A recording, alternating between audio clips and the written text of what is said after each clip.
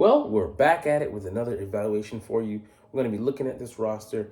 Who was hot, who was not, who deserves more playing time, and who needs to ride the fucking pine.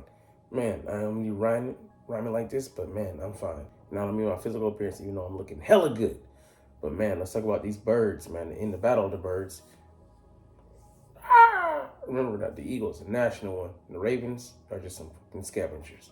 And we let them pick over our dead carcass. This is over our dead body, motherfucker.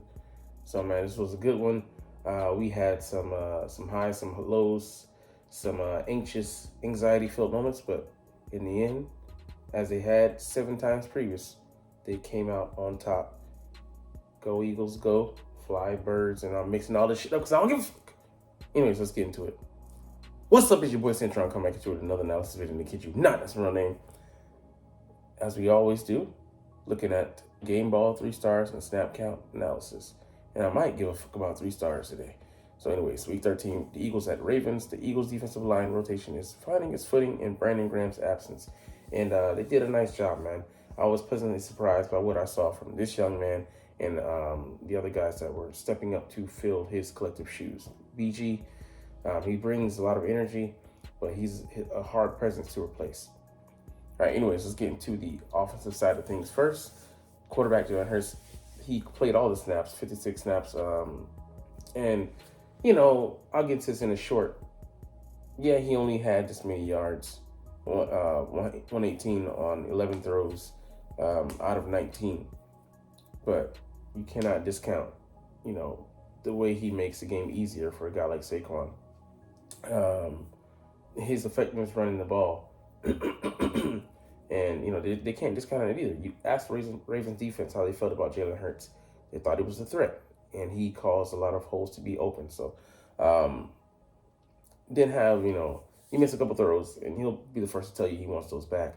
But out of the last 9 games, turnover free. I think the last turnover was in Dallas. I think it was a fumble. You'll take that, man. The guy just has been sterling. And, you know, he's glad to have a guy that makes his job easier in Saquon. But people don't often talk about the residual effect he has on, you know, his running mate in the backfield, who's an MVP candidate. Because Saquon will be the first to tell you that he's singing Jalen Hurts praises, sorry. But you guys don't understand that because you're trying to go with this media-driven narrative. Anyways, let's get to that running back, Saquon Barkley, 49 snaps. He, you know, did his thing, and wait till, you know, it was time to break the Ravens back, and he snapped that shit like he was Bane. Kenny Gainwell didn't really notice him, to be honest with you.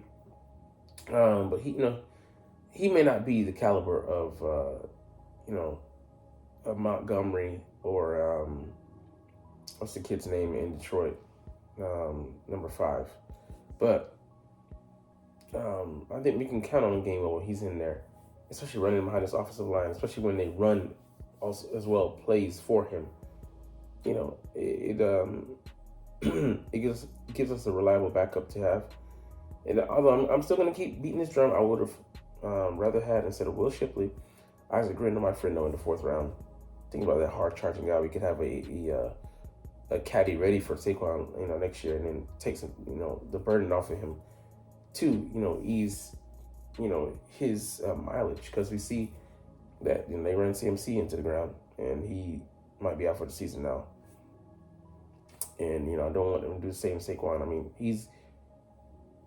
it's different because he's getting his carries, you know, but also he's clean, you know, with it, you know, the amount of yards he has while being untouched, unparalleled. That still being said, I would rather reduce his workload, have a steady, you know, guy that we can depend on who's explosive, like Grindle, in that mold. Anyways, Cooper DeJean, that was just, you know, him taking the victory formation. And Will Shipley, they try to get cute and, you know, get him into the rotation. And I think, you know, decent yardage, but, you know, it just throws the offense off and you're kind of hitting one-offs. All right, wide receiver, A.J. Brown.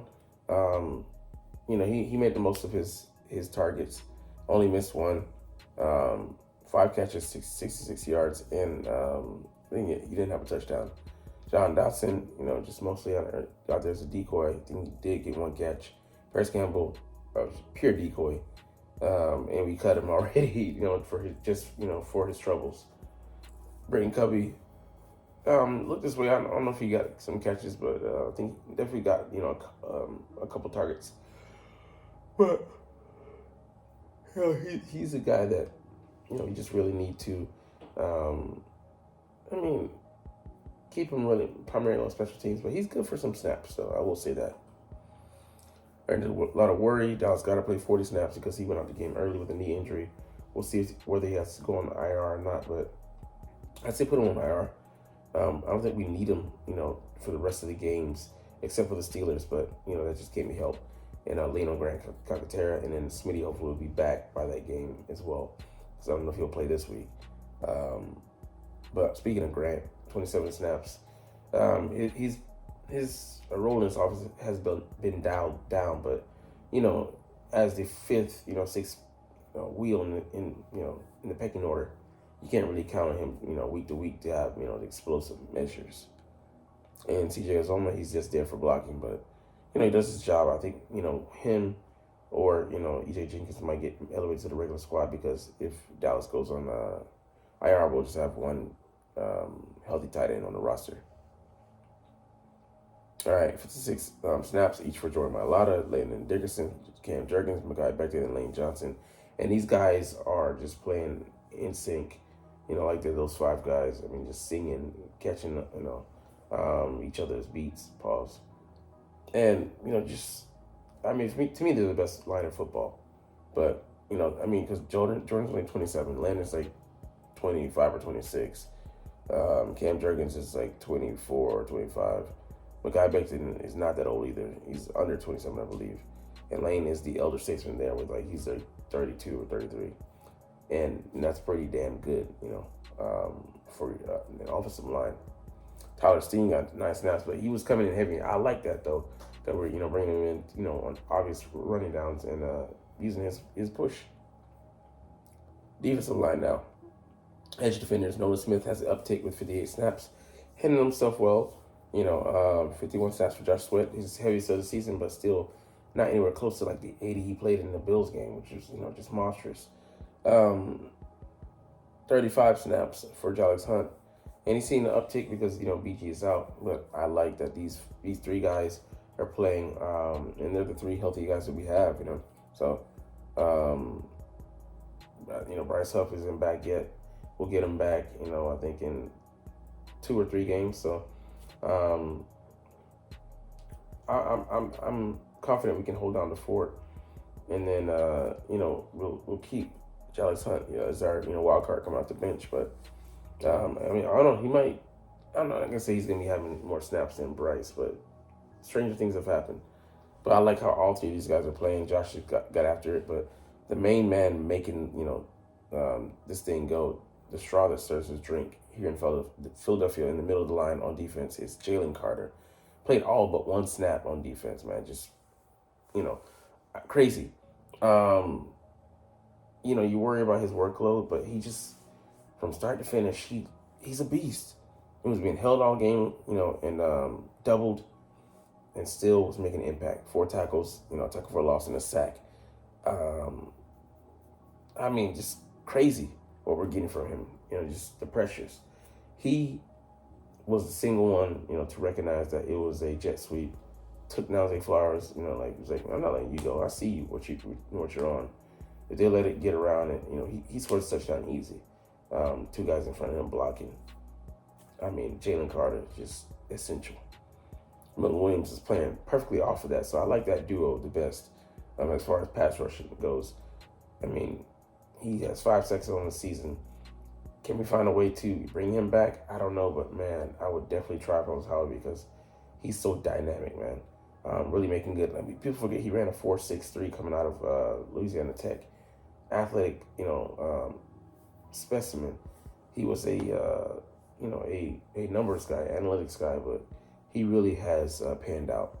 Jordan Davis only 24 snaps, playing to run, but that's his role. I hope we can get him on a low tender and keep him here in Philly because he's such a rare talent. And you try to escape on him. You saw Lamar try to turn the corner. Couldn't. Big man could run. Moro Jomo just continues to get some quality snaps. It's crazy to see that, we have this deep of a roster at D tackle, and he's gonna be one of our guys. I can see if we let Milton Williams go, Moral Drum will potentially be in a replacement for him, but I want to keep Milton if we can, because I'm just being selfish. I want to keep all the talent that we can in Philly, man. Thomas Booker, a nice undrafted find. Worked really hard last year, and then he's playing key snaps for us this year. Linebacker Zach Bond, 72 snaps. I mean, this man had 13 tackles, a half sack, a forced fumble. Just insane in production. He's giving us all on $1.6 million. Another guy I want to see extended here in Philly. Finally found us up another middle linebacker. It was a gamble to let C.J. Edwards go.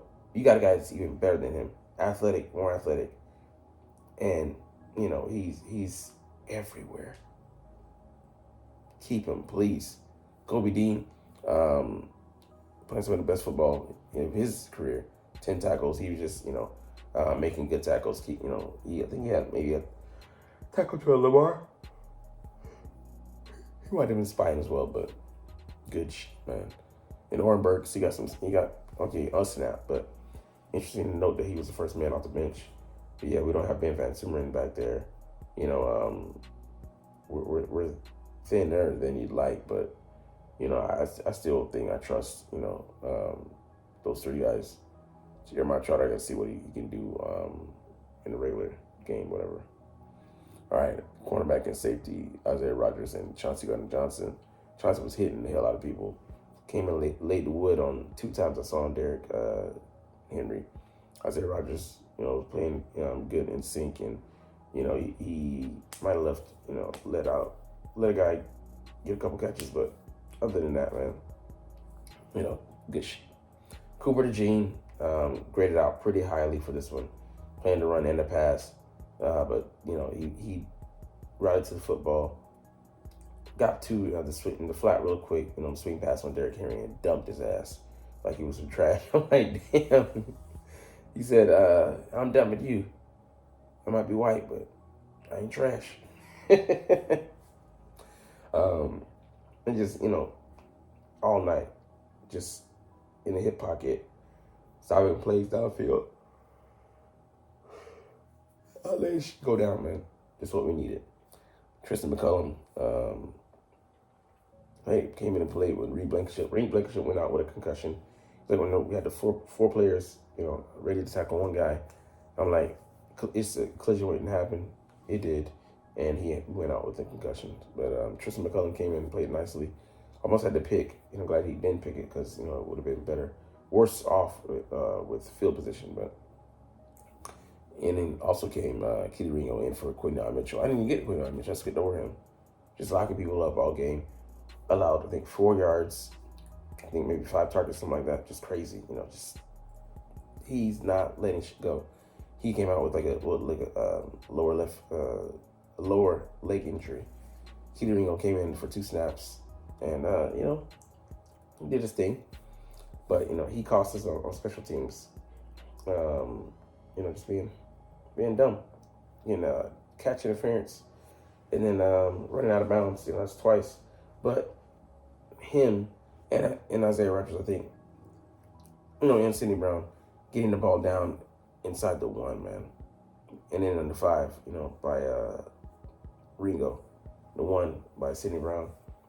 I mean, those 2 plays are highly underrated. They made the field position game difficult for the Ravens, and they were able to go a long ways with helping them have to punt the ball. Devontae Maddox, just a liability out there. Just sad to say, but he's just definitely run his course here in Philly. All right, man, that's it.